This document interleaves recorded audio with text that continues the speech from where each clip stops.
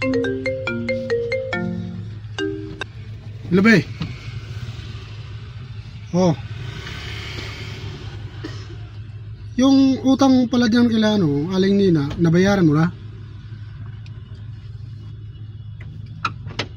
Bakit di mo pa nabayaran? Di mo nagpadala ako nung nakarang araw?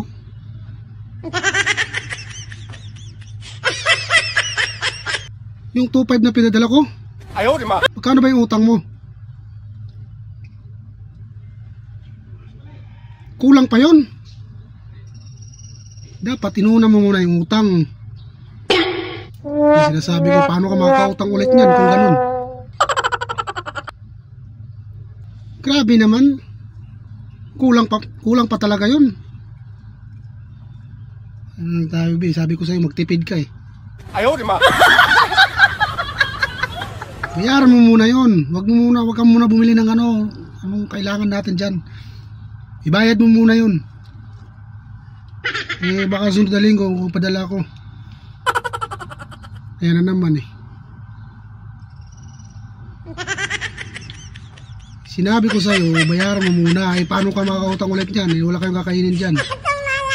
Eh ngayong linggo na to, nakailang biyahe lang ako. Ibayad mo muna yan, yung pinadala ko sa yung 2.5 nung nakarang linggo. Naku, be. Sige na, hayaan mo. Mga ko muna sa kapitbahay dyan ng bigas. Ayaw, di ma. Oh. Kaya nga, paano magkukulang? Eh, wala naman kayong ganong dyan. Libre naman kayo ng ulam dyan. May mga naman dyan sa atin, sa likod.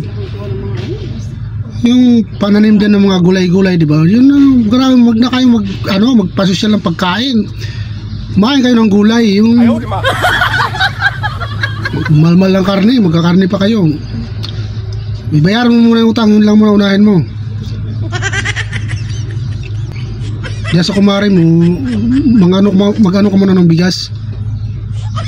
Oh, sige na ba, sige ba. Gastos ito eh. Sige na. A few moments later. Hello, Langga. Ayaw, di ma. Oh, good morning. Bayaran ng bahay. Dalhin mo Oh. Kaya buting. Oh, sige mamaya. Papadala ko mamaya yung pambayad sa apartment. Itlog.